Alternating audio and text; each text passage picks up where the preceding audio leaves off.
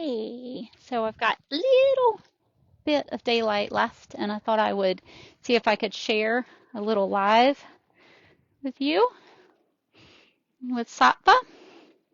See what we will work on for a little while. Hey,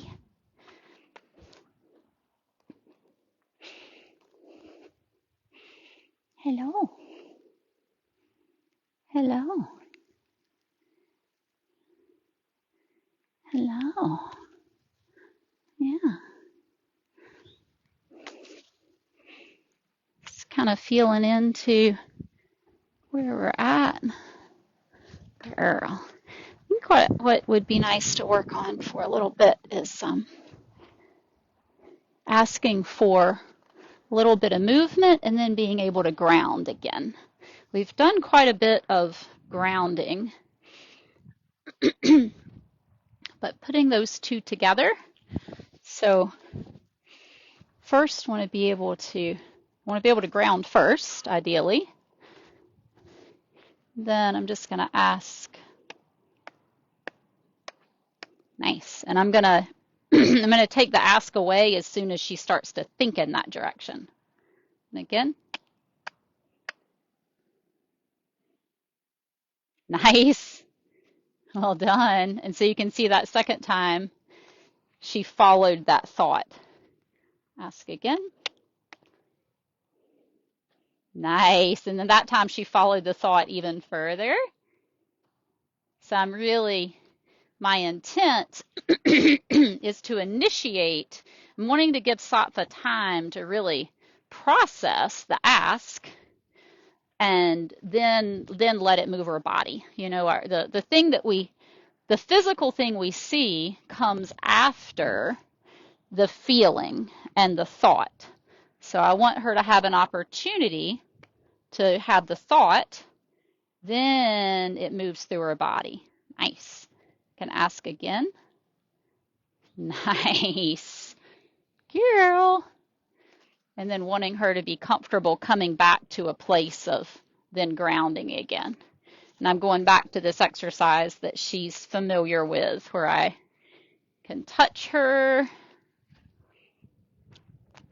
I'm just going to keep working on this same spot here. Asking that shoulder. And again. Nice. I'm going to talk to the hip a little and ask her to come back. Girl. Well done. Well done. Now, one thing that is important to note, it's not wrong, but she hasn't had any releases yet. And I know that she's feeling a level of pressure. The reason that she's not licking and chewing is not because she doesn't feel any pressure. The reason she's not licking and chewing is because she's just kind of holding that information in a little bit right now. And that's absolutely fine. That's part of the learning process. But there it went. But what I want to do is I don't want to rush through and keep asking for more and more and more until she completes that circuit within her own body. And that just happened while I was chatting about it. That was really good. So, and this is what I just did not have with Sattva in those early days. And that's really why I did a lot of, I was able to touch her, but she would just become kind of stoic. And so I stopped really trying to touch, and I started doing a lot more of communicating at a distance. Nice. And now we're going back to touch. So I think she's still on, yeah. So I'm going to ask for those shoulders to move. And you notice how my tool is going right here between her eye and her muzzle. And then asking the little direct right there on the shoulder. Nice. Well done. Well done.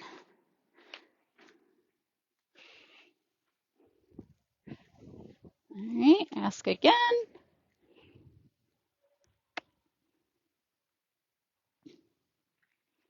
Good. That time I kept the ask on a little bit longer. I wouldn't ever up the pressure in this situation, but I might I might hold it a little bit longer. Or sometimes what I'll do is if I go to a spot and, well, I'm not going to talk about that because that's not what's happening right now. All right, we're going to work on this other shoulder a little.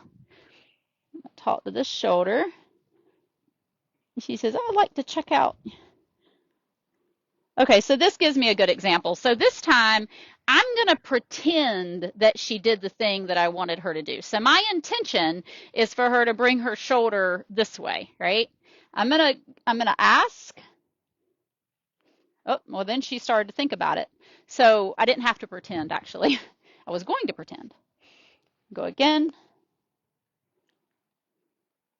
And I'm not going to ask harder. I'm either going to stay the same. Oh, she's going to go ahead and release. Make space for that.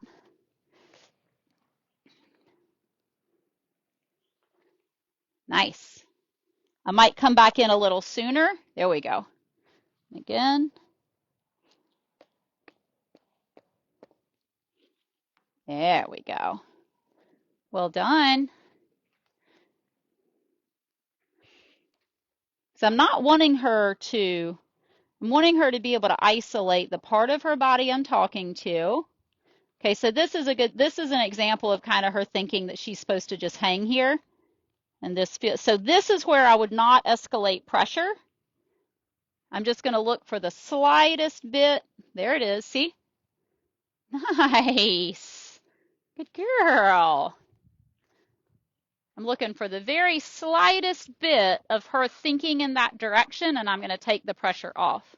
There is a place for escalating pressure. There is a time and reason for escalating pressure. This is not it. Well done. And then when I come across her back like this, I want this to mean to ground. You can see how she's going to check out my camera. That hasn't happened.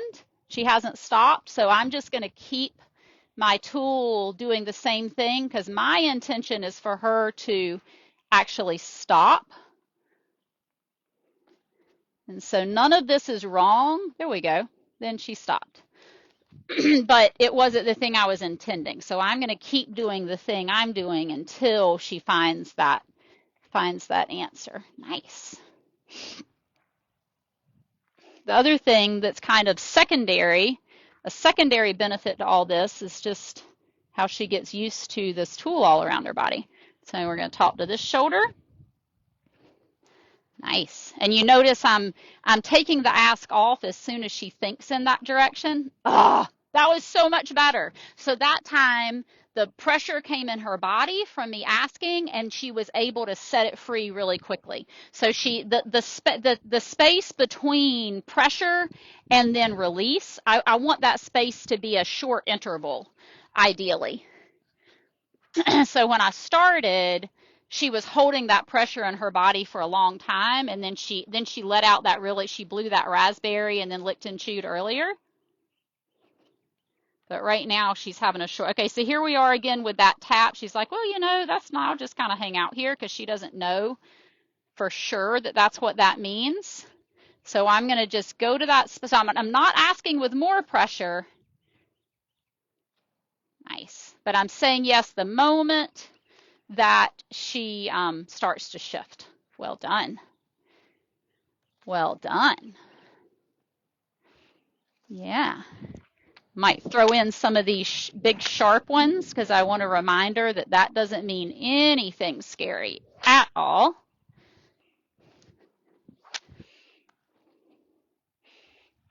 Well done, Sattva. I'm going to come back the other way again, working on this shoulder. Right there. See, the moment she starts to shift, I take the ask off. Nice. Nice. Well done.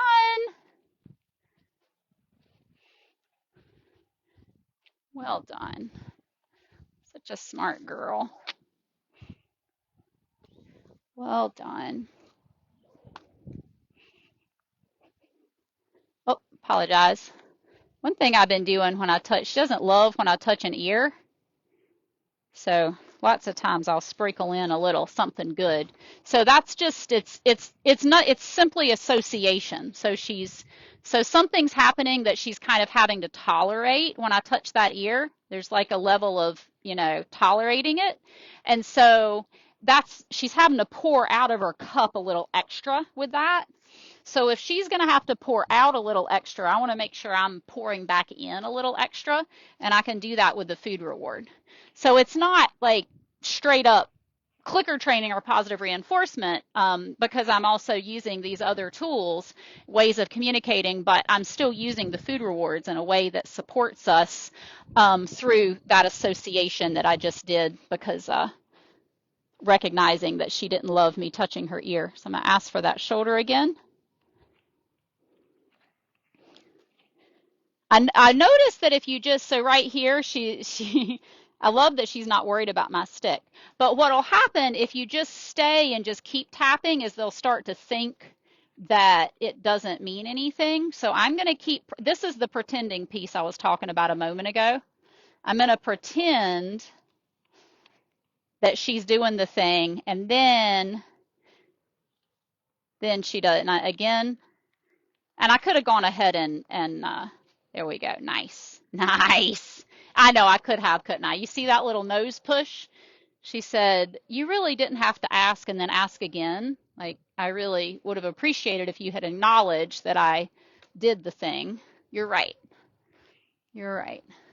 Sattva's nose push is very intentional. So right there, I'll kind of touch that ear, knowing that she's having to pour out of her cup a little bit to tolerate that, and then I'll pour back into the cup by giving the food reward there. Nice. I might do some more slaps. So that one was a little good. Oh, we have a Chihuahua joining us.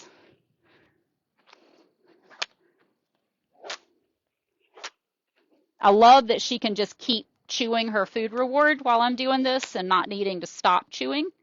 When I moved over here doing it, she elevated her head. That she's not, now she stopped chewing. So, which is also okay. It's not so much that it's, again, this isn't about right and wrong. It's just about observing.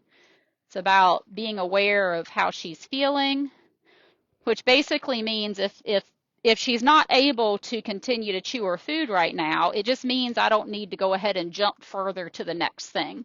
It doesn't mean I have to stop doing what we're doing, but I may. It may mean I need to stop doing what we're doing. If she can't, see how she's tucked herself in, right? Y'all see that? There's just like an inward kind of place she went. So if she stays there, and if she's not able to let that flow through her, then I may need to step away and give her some more space. Or she may be able to set that free while I'm doing the thing. So there could be two different right answers to this as far as how would best support her. But one thing that I certainly would not do is put more pressure on her right now, because she hasn't let go of the thing that we just did. So we got to let go of the thing we just did before we can do the next thing. So she's still holding the thing we just did right now.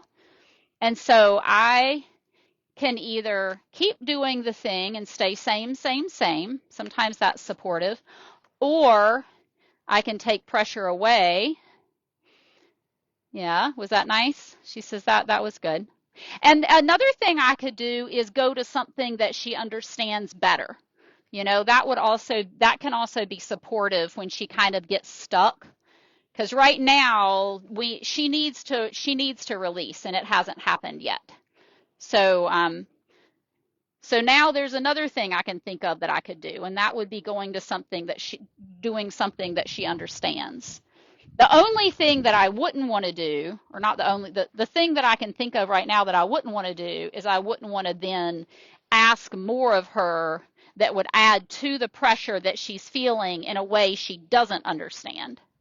If it's asking more of her in a way she does understand, that's a different type of ask, and sometimes that can be actually helpful in releasing pressure. Because, think about making a fist. If you, let's say that the goal is to have, she's probably going to release like now that I'm not focused on her. Let's say the goal is to have like a really loose, relaxed hand, okay? But what can help is to actually first make a fist and then soften that fist, okay? Versus if I started from my hand being kind of in between, it can be harder. There it went. There it went. Thank you. It can be harder to really let that go. So that's where it can be helpful to actually add a little pressure to pressure that's already there. But I would want to make sure that it was a type of pressure that she really understood. But what just happened was basically me creating space. I took the pressure off of her even more so by having a conversation that's directed out this way.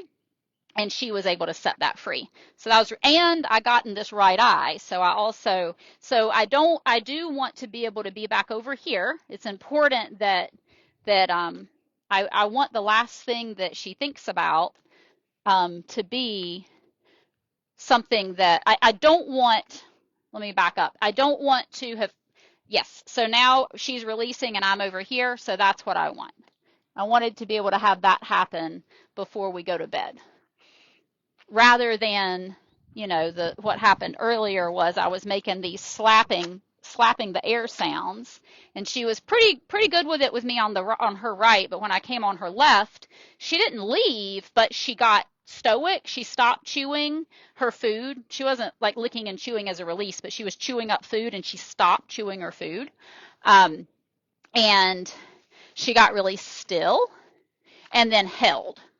So I would rather her do that than leave. That's not wrong. That's part of the learning process. But then ultimately what I want to have happen is her to be able to stay grounded and then let that go. And so I was waiting, and that's what we were talking about earlier. I was waiting for that to happen. But it didn't happen until I came over here and I got in this right eye. So she got a lot of relief. She needed to have a whole lot of space from me to be able to let that go. And what I really want then is to be able to go back to being in this left eye, slapping the ground. She says that is just a little weird. And then her still being, but she's still able to chew her food, which is really good. And she wasn't a moment ago. Yeah. Well done. Head shakes are wonderful releases, and they're often like a shaking something off, like a really shaking it off. Yeah. Well done. Well done, you. Sattva is brilliant.